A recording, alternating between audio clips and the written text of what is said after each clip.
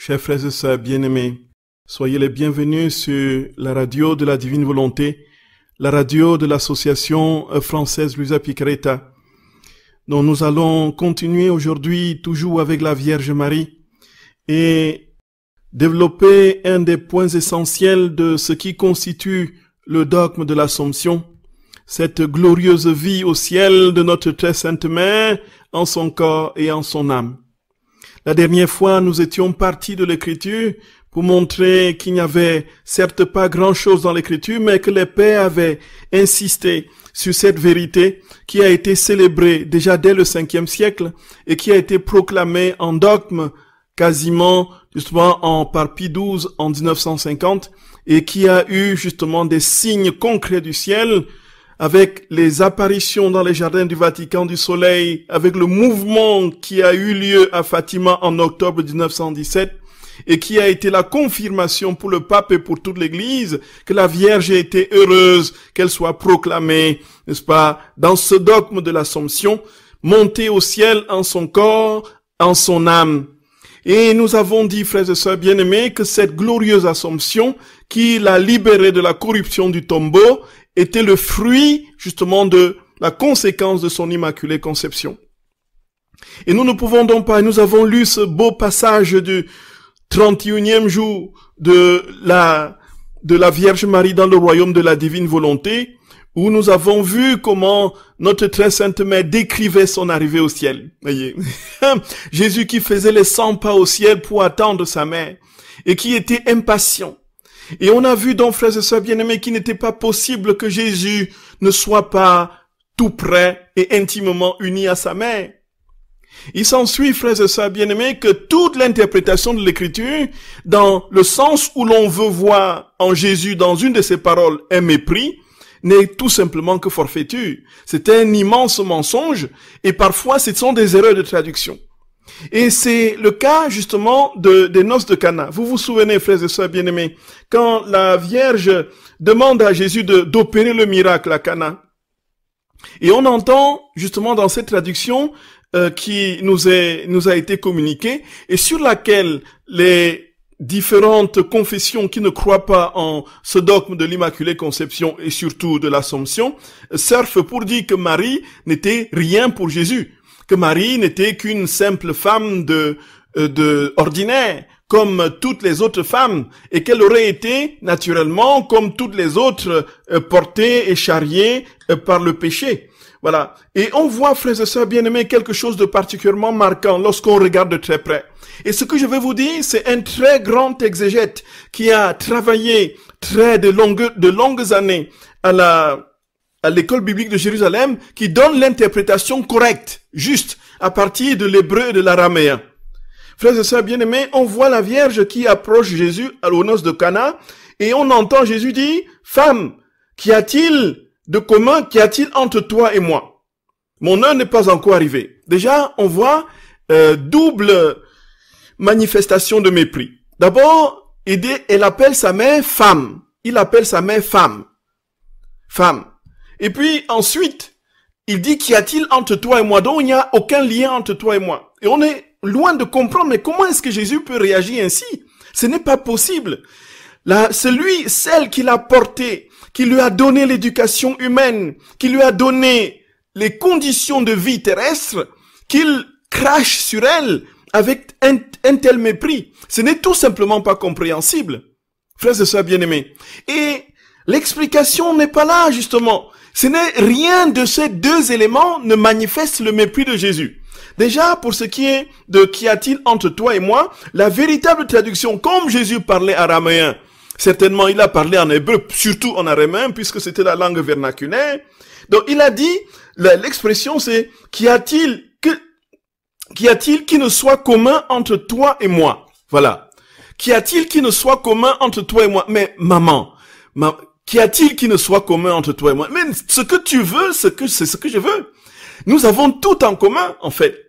Et quand il dit femme, frères et sœurs bien-aimés, ce n'est pas un terme de mépris chez les Juifs. Femme, c'est la marque distinctive du respect de la femme. Quand on dit femme, c'est lui donner tout l'honneur lié à sa maternité et à sa fécondité. Alors on la place au cœur même du respect, justement, de la conscience de celui qui, justement, de ceux qui l'entendent. Et on est ici, donc, quand on dit femme, on veut bien dire femme par excellence. Et donc, en grec, c'est traduit, n'est-ce pas, gunei. Gunei. Donc, c'est, alors que la femme ordinaire, c'est ho gunei. On ajoute un article. Vous voyez, il y a ici quelque chose qui dit tout, frères et sœurs bien-aimés, de ces deux moments qui sont considérés par les autres comme étant des moments de mépris de Jésus, alors qu'au contraire, c'est l'inverse.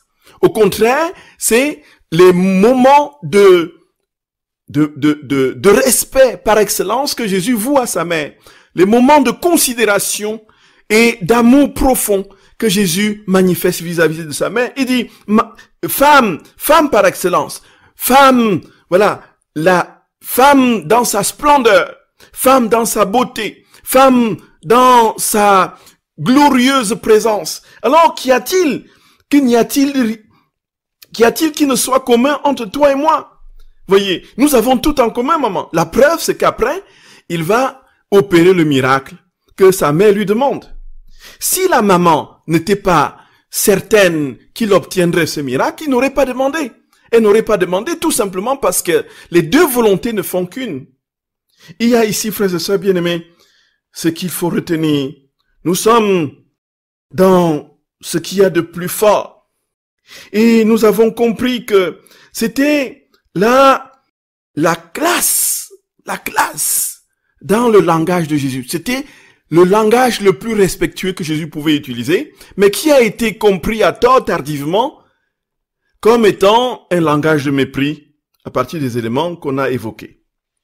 Et en latin, ça paraît plus net encore. Quid mihi et tibi mulier.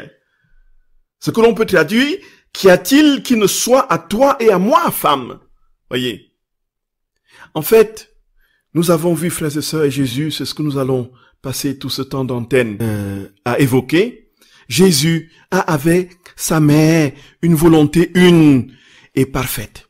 Nous sommes ici, frères et sœurs bien-aimés, au cœur même de la grande communion entre le cœur sacré de Jésus et le cœur immaculé de Marie. On en parlera, frères et sœurs bien-aimés. Ce sont les deux cœurs qui vont vaincre le dragon. Ce dragon qui sévit par ces temps que nous vivons. Ces dragons qui sévit depuis que le Fils de l'homme est descendu sur terre et qui a versé son sang pour que notre race retrouve sa condition première qui est d'être la race de Dieu. La race des dieux. La race des participants à la nature divine. Et alors, frères et sœurs d'amour, frères et sœurs bien-aimés, il y a ici, dans les livres du ciel, c'est ce que nous allons faire tout au long ici, Jésus ne cesse de parler de sa mère. Et dans la suite de ce que sa mère a raconté à Luisa Picaretta dans les 31 jours du royaume de la divine volonté, Jésus va argumenter. Et si, pour rendre les choses plus faciles, il suffit simplement de parcourir tous les 15 août dans les tomes, voyez, dans les 15 août, on voit bien que quand c'est le 25 décembre, Jésus très souvent parle de sa naissance. Quand c'est le 15 août, il parle très souvent, n'est-ce pas, il parle très souvent de l'Assomption, voyez. Donc c'est très facile pour se repérer dans ces conditions. Voyez, et donc on voit bien que le Seigneur parle de cette Assomption d'une manière alors sublime, comme aucun théologien, aucun père n'a pu exprimer, tout simplement parce qu'il est au cœur même de l'événement. C'est lui qui a assumé sa mère dans la gloire, la libérant de la corruption du tombeau. Voyez, frères et sœurs d'amour, aimons Marie, aimons maman, aimons notre maman chérie, aimons-la, frères et sœurs bien-aimés, aimons-la, et croyons comme elle a dit, je sais pas, à la fin, mon cœur immaculé triomphera, mon cœur immaculé triomphera, ce n'est pas rien ça. Elle a dit ça à Fatima, elle a dit à différents endroits, mon cœur immaculé triomphera. Voyez. Et nous allons comprendre justement le secret de l'Assomption. Le secret de l'Assomption n'est nul autre, vous avez deviné, que cette participation pleine qu'avait Marie de la vie de Dieu. C'est cela qui lui a donné, donc, cet attribut particulier d'être libérés de la corruption du tombeau. Frères et sœurs d'amour, nous vivons des moments où plus que jamais, nous devons compter sur la très sainte mère. Plus que jamais, nous devons nous appuyer sur Marie. Plus que jamais, nous devons l'invoquer et ne vivre que par elle et en elle, puisque c'est elle qui nous donnera par elle que cette vie divine que nous attendons pleinement va se manifester dans les créatures. Jésus l'a dit et l'a martelé. Il a dit, c'est par elle que je vous transmettrai ma propre vie. Puisqu'il faut une créature. Si Jésus devait lui-même le communiquer directement sans passer par la créature, on penserait que c'est impossible. Mais puisque une créature a déjà été le prototype de cette vie, puisqu'elle n'est jamais sortie de la vie divine, alors elle rend possible la participation de toute la condition humaine à cette vie, à cette même vie. Donc Jésus a permis que en sa mère, tout le ciel se déploie pour que nous comprenions que dans les créatures, le ciel peut se déployer en entier et parfaitement. Voyez, frères et sœurs bien-aimés, voyez, frères et sœurs d'amour. Donc, dans le tome 14, le Seigneur explique au 15 août 1922 que la très sainte mère, frères et sœurs bien-aimés, vit dans une gloire, vit dans la gloire, tout simplement parce que sa vie était semblable à celle de Dieu. Et ceci parce que tous les actes de Marie, au cœur de sa vie, au cours de sa vie terrestre, étaient conformes justement aux actes de Dieu. C'était Dieu qui posait ses actes en elle. Cela veut dire quoi très concrètement, frères et sœurs bien-aimés? Vraiment, vous avez deviné. Cela veut dire que chaque fois que nous posons des actes dans la divine volonté, chaque fois que nous travaillons à vivre pleinement cette vie du ciel sur la terre en laissant Jésus tout faire en nous, nous devenons progressivement des petites Vierges Marie. C'est cela. Jésus veut nous dire, frères et sœurs d'amour, que nous pouvons retrouver cette virginale pureté, cette gloire de lumière, tout simplement parce que nous l'avons laissé tout faire en nous. Alors il dit que dès le commencement, voici ce qu'il dit. Dès que je fus conçu dans son sein, ma mère commença à identifier ses actes avec les miens. Mon humanité n'avait pour vie, nourriture et objectif que la volonté de mon Père. Il en était ainsi pour ma mère. La volonté du Père coulait à travers toutes mes actions et m'amenait au nom de toutes les créatures à rétablir les droits de mon Père en tant que créateur. Pareillement, aussi ma mère rétablissait au nom de toutes les créatures les droits de mon Père en tant que créateur. Au ciel, ma mère reçoit sa gloire de chaque créature. Ma volonté lui donne tant de gloire au nom des créatures qu'il n'y a aucune gloire qu'elle ne possède pas. Pas plus qu'il n'y a pas de gloire qui ne passe par elle. C'est-à-dire qu'il n'y a pas de gloire au ciel que Marie ne possède pas. Elle a toute la gloire. C'est pourquoi elle est la reine des anges. Elle est la reine des patriarches. Elle est la reine des saints. Elle est la reine des archanges. Elle est la reine de tous les esprits célestes. Elle est la reine de la création, la reine des créatures. Il n'y a pas de gloire qu'elle ne possède pas. Tout simplement parce que la vie de Dieu coule en elle. Voyez, frères et sœurs d'amour. Jésus dit, parce qu'elle a tissé ses actes, son amour et ses peines avec les miens dans ma volonté, ils ajoutent à sa gloire resplendissante. C'est pourquoi elle embrasse tout et coule à travers tout. C'est cela que signifie vivre dans ma volonté. Ma mère bien-aimée n'aurait jamais été capable de recevoir autant de gloire si tous ses actes n'avaient pas coulé dans ma volonté. Ces actes dans ma volonté la rendent reine de tout. Voilà. Donc je te veux dans ma volonté de telle sorte que l'entrelacement ne soit pas entre deux, mais entre toi. Ma volonté veut t'agrandir afin que, qu'en une seule créature, elle puisse trouver toutes les créatures. Frères et sœurs bien-aimés, vous avez compris. Nous avons compris, frères et sœurs d'amour. Nous avons compris, frères et sœurs d'amour. Ce qui se passe ici, c'est que, puisque Dieu a coulé dans tous les actes de Marie, alors, elle a reçu toute la gloire possible.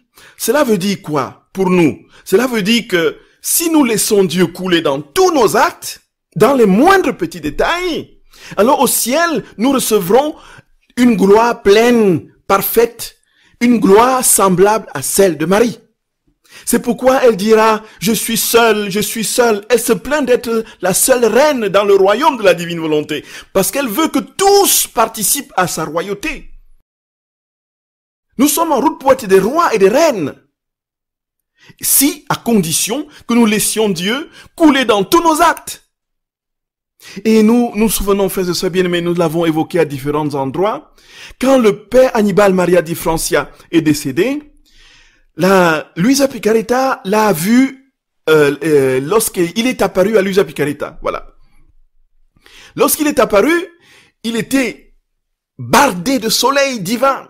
Le soleil sortait de lui, les soleils sortaient de lui de part en part. Il était resplendissant de gloire comme Luisa ne pouvait pas l'imaginer. Alors Luisa s'étonne et dit, mais qu'est-ce qui se passe? Il dit, ce sont des actes que j'ai posés dans la divine volonté. Et si je savais, je n'aurais négligé aucun de mes actes, sans le laisser faire par Jésus. Nous voyons, frères et sœurs bien-aimés, qu'il y a une divine attitude à avoir, être constamment dans l'esprit de celui qui est attentif à Jésus, qui pense à Jésus, qui est toujours en train de contempler notre Seigneur et de le laisser venir couler dans nos actes, dans nos pensées, dans nos paroles, pour que nos pensées, nos paroles et nos actes soient des pensées, des paroles et des actes divins. Voilà le secret de la vie dans la divine volonté que Marie a eu, frères et sœurs d'amour. C'est au tome 14 du 15 août 1922. Et, frères et sœurs bien-aimés, le Seigneur va très explicitement, n'est-ce pas, parler de son Assomption, de l'Assomption de la Vierge. Et Jésus va très clairement dire que cette Assomption, encore une fois, est le fruit de ce qu'on a dit là. Tout, en fait, c'est une question de divine volonté, en définitive. Et qui dit divine volonté dit abandon, dit néant. Et nous savons, frères et sœurs d'amour, que, et vous le voyez, vous l'avez lu dans le livre Vivre et prier dans le royaume de la divine volonté, c'est que Jésus explique dans les tomes. Jésus dit très clairement que l'humilité, il ne veut pas que nous soyons humbles. Ce n'est pas l'humilité qui est premier pour lui. Il peut opérer, certes, sur l'humilité. Mais ce qui est le socle sur lequel il opère de la manière divine qui soit, c'est le néant. Frères et sœurs d'amour, il veut que nous ne soyons rien. Voilà. Il veut que nous ne soyons rien pour être tout en lui. En fait, c'est une dialectique. Nous disparaissons pour renaître, alors de manière pleine en Dieu. Nous disparaissons à notre condition humaine pour être des petits dieux. Et Luisa réfléchit à propos de l'Assomption de la Vierge Marie. Ça, c'est au tome 18.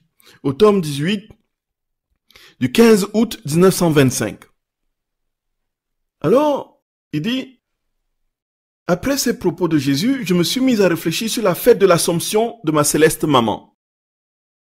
D'un ton tendre et touchant, mon doux Jésus me dit, ma fille, le vrai nom de cette fête devrait être la fête de la divine volonté. Voyez.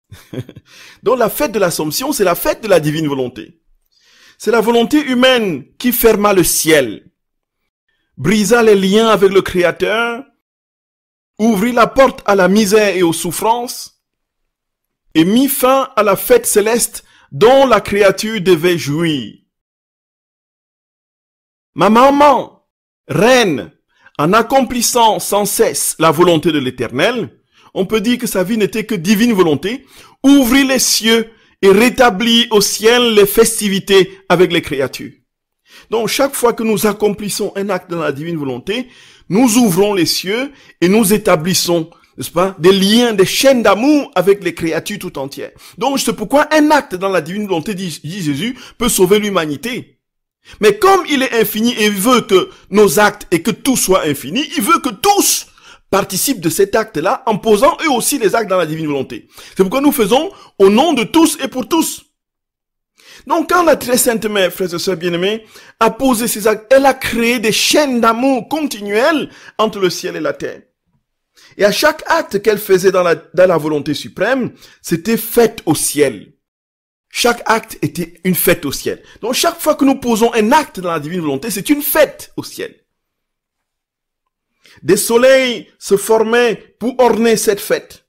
Et des mélodies se créaient pour enchanter la Jérusalem céleste. Oh, oh mon bon Jésus, merci Seigneur, merci mon amour, merci mon Jésus, merci de nous dire combien tu nous attends, combien tu nous attends à être comme toi, un avec toi, être un avec toi, transformé en toi, Papa. Merci Jésus, merci Seigneur. Et Jésus continue, frères et sœurs bien-aimés, il dit, la véritable cause de ces fêtes était l'éternelle volonté opérant en ma céleste maman. Donc, cette volonté opérait en elle des prodiges qui étonnaient le ciel et la terre, l'enchaînaient à l'éternel avec des liens d'amour indissolubles et ravissaient le Verbe dans le sein même de sa mère.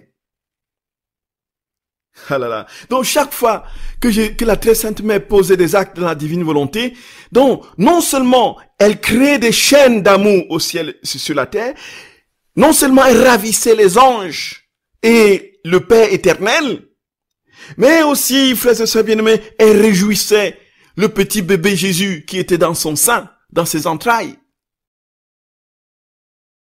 Ah là là. Seigneur mon Dieu.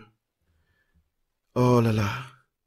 S'il te plaît, Jésus, si tu pouvais ouvrir nos yeux un seul instant, pour que nous voyions, c'est tellement plat, nos actes au quotidien, c'est tellement plat, on ne voit rien, on dit, donc rien ne se passe. En fait, puisque rien ne se passe, puisque nous ne voyons rien ne se passe. Voilà notre raisonnement, et voilà dans quoi nous sommes justement engagés dans le combat de la vie dans la divine volonté. On ne voit rien, tout se passe, il n'y a rien qui se passe, et donc on se dit, puisqu'on ne voit rien, rien ne se produit.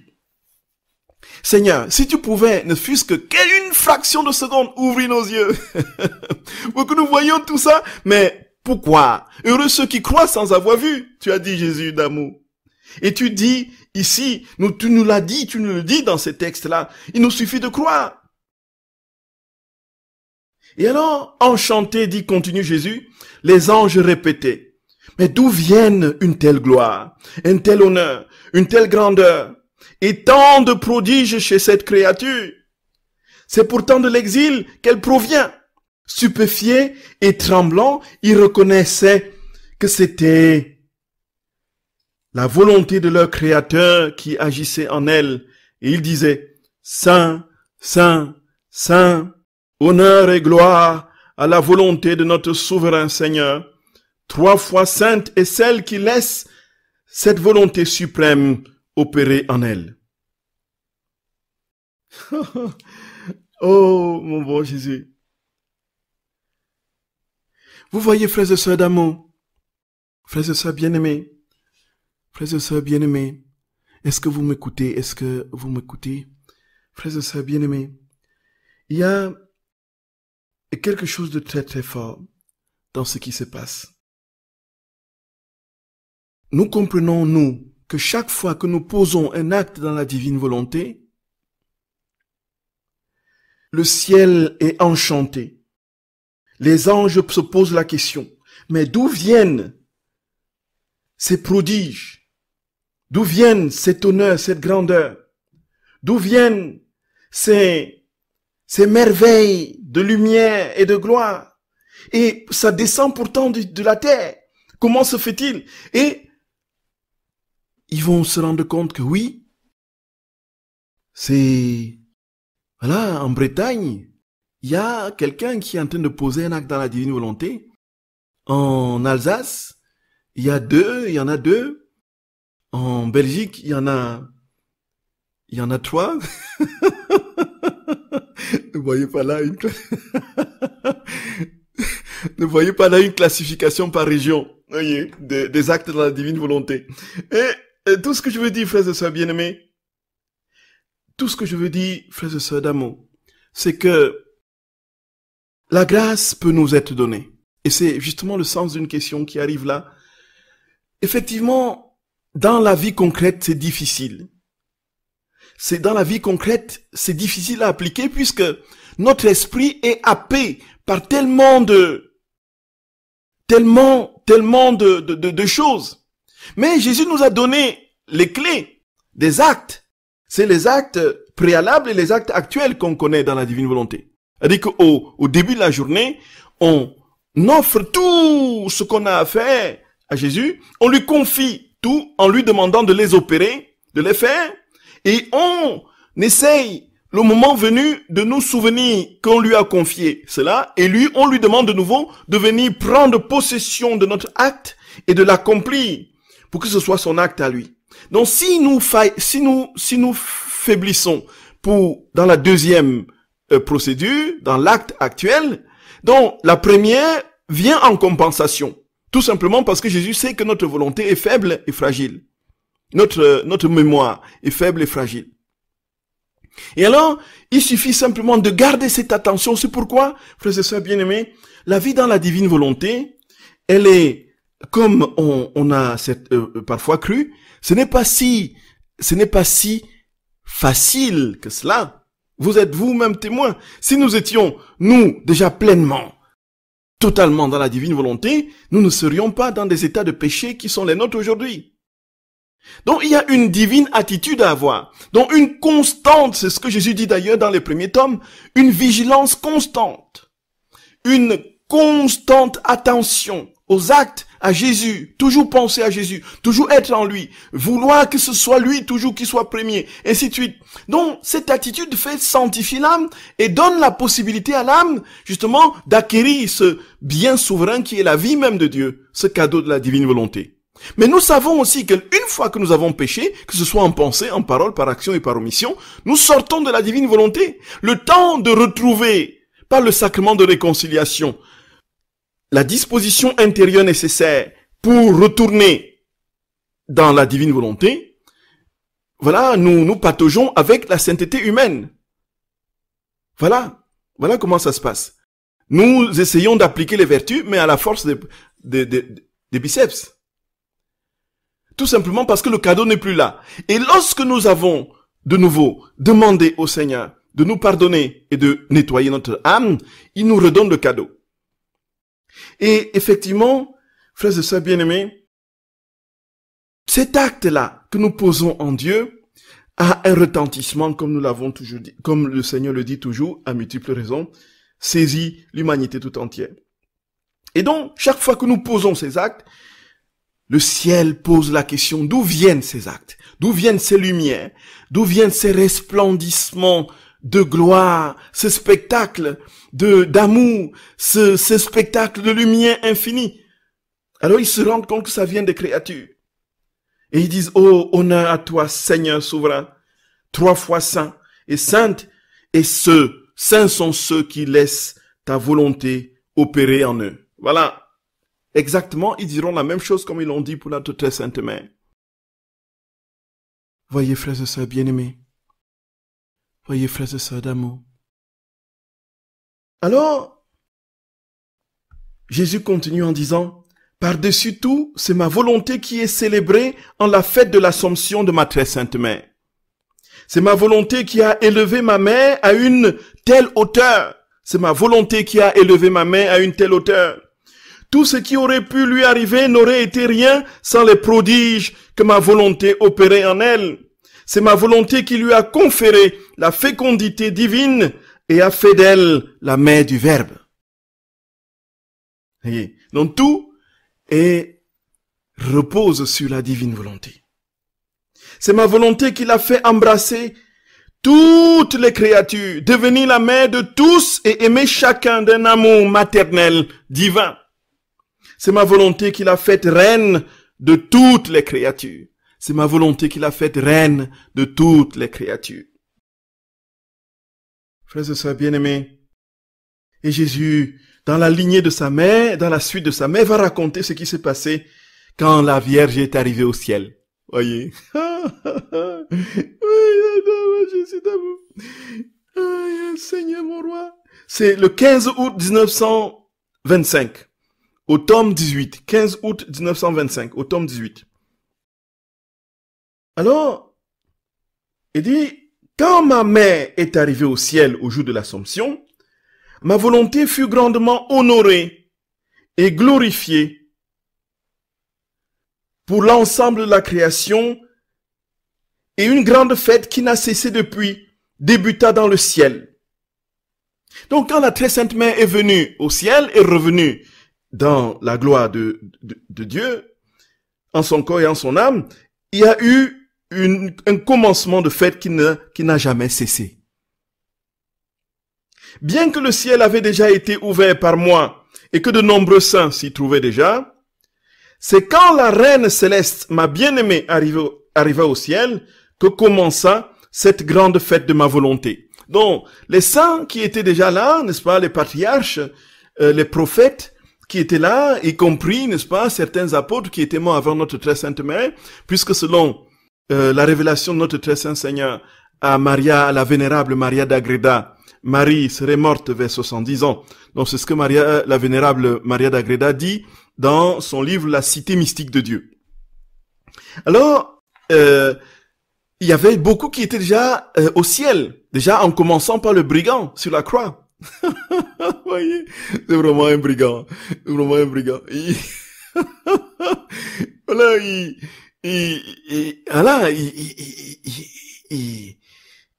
il ferait le passage comme ça, oui, tout de go, oui, le voilà au ciel, Pareil, il entre au ciel par effraction. Tout ce qu'il a fait au cours de sa vie, tout ce qu'il a fait au cours de sa vie, il le fait en dernière minute pour arracher le ciel. Voyez, celui qu'on attendait le moins au ciel est le premier à y entrer. Comprenons où se trouve, frères et sœurs, combien la miséricorde du Seigneur, frères et sœurs d'amour, est infinie. Continuons avec l'Assomption. Notre très saint Seigneur dit que lorsque notre très sainte mère est entrée au ciel, il y a eu un début de fête qui ne s'est jamais arrêté jusqu'aujourd'hui. Et alors, ma mère, dit-il, fut la cause première de cette fête. Elle en qui ma volonté avait accompli tant de prodiges et qu'il avait si parfaitement observé pendant toute sa vie terrestre. Voyez. Et oh, comme tout le ciel louangea la volonté éternelle, quand parut au milieu de la cour céleste cette sublime reine, tout auréolée de la lumière du soleil de la divine volonté. On la vit toute parée de la puissance du suprême fiat, puisqu'il n'y avait pas un seul battement de son cœur sur lequel ce fiat n'était imprimé. Donc dans tous les battements de cœur de notre très sainte mère, il y avait le fiat. Il y avait fiat. C'est comme ça que le cœur de la très sainte mère battait. Voyez, frères et sœurs bien-aimés. Oui, volonté de Dieu, divine volonté. Ta volonté soit faite, ta volonté soit faite. Il n'y a pas eu une seule seconde dans la vie de Marie qui n'ait été la seconde de la divine volonté. Jésus d'amour, aide-nous, Papa, aide-nous, Seigneur. Tu vois bien, effectivement, que nous en sommes loin et que nous sommes très, très, très loin de pouvoir même commencer à essayer de vivre cette vie ici. Mais nous croyons de tout notre cœur que tu nous le donnes en cadeau. Et puisque tu nous le donnes en cadeau, tu attends simplement notre désir. Donne-nous le désir, Seigneur. Donne-nous le désir. Inscris en nous ce désir. Consume-nous de ce désir. Ô Seigneur, mon roi, je t'en supplie humblement.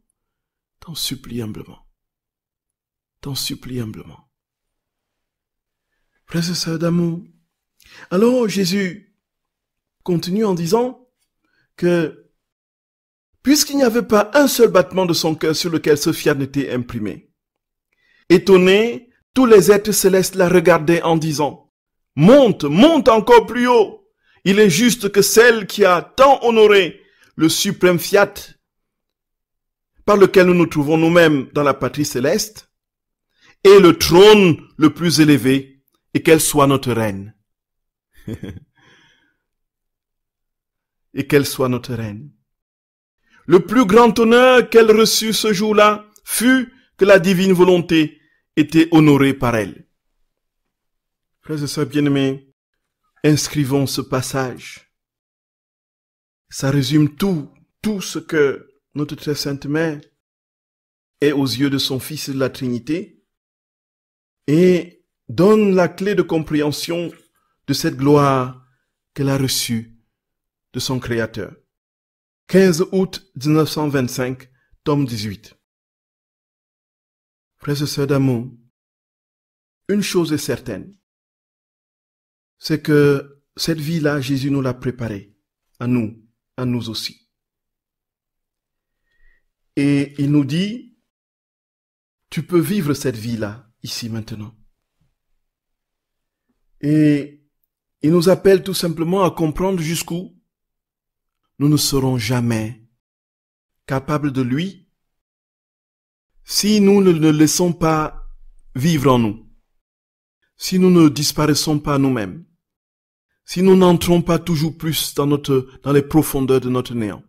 L'humilité est un premier pas. C'est un strapontin qui nous projette dans le tout de Dieu en réalisant la vie parfaite de Dieu en notre âme sur le socle de notre néant.